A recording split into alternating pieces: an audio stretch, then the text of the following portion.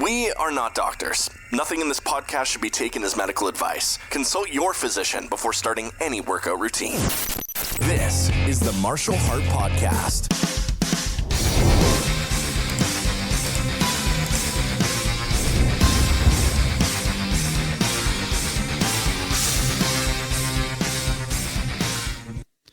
Hey everybody, good morning and welcome back to the podcast. It's September 11th, 2024, which would be 23 years since the 9/11 terror attacks. It would be 13 years since my deployment to Afghanistan started with me going to the Pentagon for a week or 2 weeks. I can't remember how long it was, but that was a fun trip. And then 1 month anniversary of me being hospitalized with a heart attack. So here is an update for you because I had my cardiologist appointment yesterday. And they're switching me on medications. They're switching up the medications from the Brilinta to Plavix, hoping that might, help with some of my side effects. But while he was listening to my heart, suddenly he said he wanted to order a heart monitor for me, a 2-week heart monitor, just in case. He wanted to make sure they didn't miss something. And I don't know if he heard something at that point or not. But later in the evening, what I've been doing is when I would have the dizzy spells or, a lot of nausea would come on, I've pretty much just been dealing with it. But for the first couple of weeks, I was checking my blood pressure multiple times a day. And I stopped doing that because my blood pressure has been normal. So I used to write this off to when my heart would pound a little more than normal. And I would feel like a flutter in my chest, like a fluttering feeling every once in a while. I always wrote that off to blood pressure, having a blood pressure issue. So last night, when it started happening, I put the blood pressure cuff on and I started taking my blood pressure. Blood pressure was normal, but what it was telling me at the time was that my heart rate was not normal. And you can see the strange sign behind me saying arrhythmia. My blood pressure cuff that also handles my pulse is telling me that I am occasionally having arrhythmia, which means an irregular heartbeat. And I took some videos of it to look to show you guys. So let's see if we can do this. Okay, so if you look at the scale next to the 74, blink, blink, blink, blink, blink, blink. There's supposed to be a beat in between there, and this is the blood pressure cuff. So blink, blink, nothing. Blink, blink, nothing. And when those nothings would happen, in between those two blinks, I would feel like a tap in my chest. And that's the symbol telling me that I am having an arrhythmia, and that it only logged 44 beats, even though it felt like my heart beat more times than that. So, and then that was when I switched over to the pulse ox to do it there, and I obviously was getting upset because my heart rate was up, but I was still having the arrhythmia. And I started to realize I've had this before. I had this before I had the heart attacks. I had this for years and never really understood what it was. Always thought it was a blood pressure issue. I would lay down at night and try to go to sleep and my heart would start pounding harder. I always thought it was a blood pressure thing. And then I would go to the doctor and they would put me on an EKG. They do a whole 10 seconds and they understand your heart. No, they don't.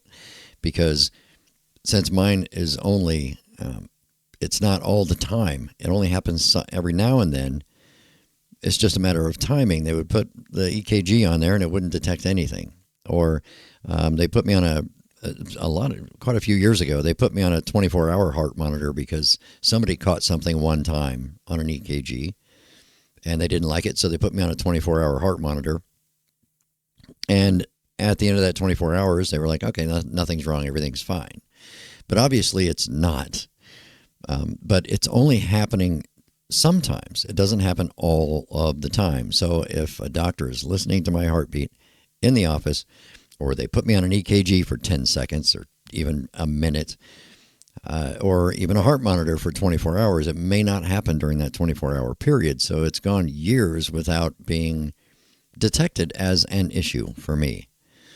And I have just self-diagnosed. So this is something that we definitely will have to talk to the cardiologist about, because this all occurred after I left the appointment with the cardiologist. So obviously he may have heard something or read something on one of the charts or something that may have tipped him off that he needs to do something. So they're going to put me on a 2-week heart monitor. I have to wait a few days for it to come in the mail, and then you do the thing and you put it on, and I have to wear it for 2 weeks and then send it back. And I'm assuming during a 2-week period, I will definitely have this arrhythmia issue pop up. So, but the good thing about my blood pressure cuff is that it logs, it keeps a log and a history, and it connects to my phone. And so I have a ready list of my blood pressures, my heart rates, and all of that stuff every time I take it. So that's new. Never really understood that that's what was going on, but I definitely had this arrhythmia feel before, and I just didn't know what it was. So, and I'm not even just talking about for a little while. I'm talking about for years. But it didn't stop me from doing anything. It didn't stop me from exercising, having a fulfilling life, being fit. Nobody detected it because it only happens occasionally. But it's obvious to me when it does happen now that after last night, now I can tell when it happens. And it's been happening a lot for the last few days, actually. And online, it says that is, it's not uncommon for people to have arrhythmia after having, a heart procedure, like having stents or angio or whatever. But obviously, I had it before, so I don't know if the procedure kind of exacerbated it, or it's going to be more common now or what, because it seems to be more common since the procedure. And now that I've identified it as what it is, now it makes a lot more sense to me. And that's why I would go to the doctor and they're like, no, your blood pressure is fine. I don't know what's going on with you. When you would say you have these sensations. And when I was talking to the doctor yesterday, he was like, what symptoms do you have when this dizziness comes on? And I would tell him, and he just, we're trying to decide, could it be the medicines? And those are side effects of 2 of the medicines I'm taking. So it's kind of it could be that, I guess. So they're going to change the medicines around. But now, arrhythmia. So hopefully we get that resolved. There's a couple of ways to resolve it. But if it's a mild arrhythmia, then I guess they don't really worry about it. You can live with it and not be a big deal. If it gets serious, there's other things they have to do, like they have to zap your heart to try and get it back into a normal. I don't know if you just saw something weird happen right now, but I just now got lightheaded. Just now felt like somebody was starting to choke me out. So, wow, this is cool. Now it's all on. It didn't probably look like anything, but real-time explanation. It just felt like that. And I don't know. I don't know what's happening. But anyway, the heart procedure itself, I guess, went okay. So, the doctor isn't worried too much about that. He wants me to do all of this cardiac rehab, which is 12 weeks worth. So I go back to that tomorrow and keep going.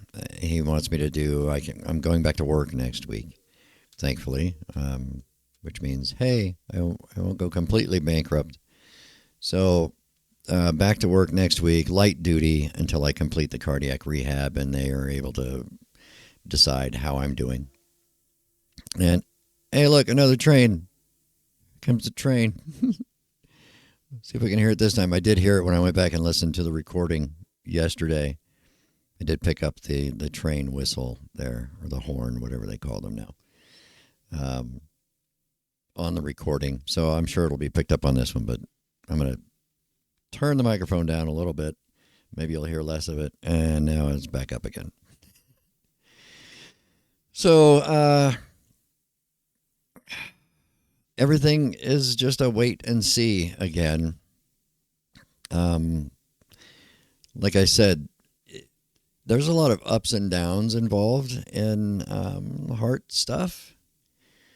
And I was up. I mean, my recording yesterday, I felt pretty good. I was pretty happy about the way things are going. And, I was optimistic. I was upbeat. I wasn't going to dance a jig or anything yet, but, I felt good about things. And then stuff like this happens. And, yeah, I know you're going to take a couple of steps backward because you're like, wait a minute, I'm not completely healed. I'm not completely healthy yet. We're hoping that gets resolved and that I do become completely healthy again. But I even, mentioned to my wife over the last couple of days, I feel pretty good. I feel better than I have. And so you get very optimistic. And then weird things happen. And you take a couple of steps backwards. So here we are. But got to accept it for what it is. Have to take one day at a time. Have to stay optimistic. I'm not pessimistic about my chances of recovery or how I'm going to feel long term. There are ways to deal with situations. Even if this arrhythmia becomes a lifelong problem, then they stick a pacemaker in you. And after that, well, who knows what you can do after that. I guess it's on an individual basis, but that would pretty much end rolling in jiu-jitsu, I'm sure, not because you can't do that with a pacemaker controlling your heart, but it's right there. It's a thing that you can feel in your chest. And I know this because my friend Ed has one and my brother has one. So it's a thing that you can actually feel and under the skin, under the muscles. So I'm sure they wouldn't want you smashing each other around with pressure like you do in jiu-jitsu on your chest. If you have a pacemaker right there, you're probably taking some risks you shouldn't take. But that doesn't mean you can't do other things like karate or yoga or tai chi or whatever. Like I said, that one professional soccer player plays soccer with a pacemaker. But he's not boxing or doing MMA or jiu-jitsu where he's chest to chest, or impacts, that sort of stuff. So that I would imagine would be out of the question. So now we are, I wouldn't say back to square one because we're not back to square one, but things are changing. So I'm going to do the outro music. I'm going to put an end to this one and come back and talk some more. I have to go get my new medication and stuff and start trying that. They're going to have me load up just like you do on like creatine, where you take 4 in a day and then 1 a day after that. So until next time, probably later today, everybody take care of yourselves. Arrhythmia, check it.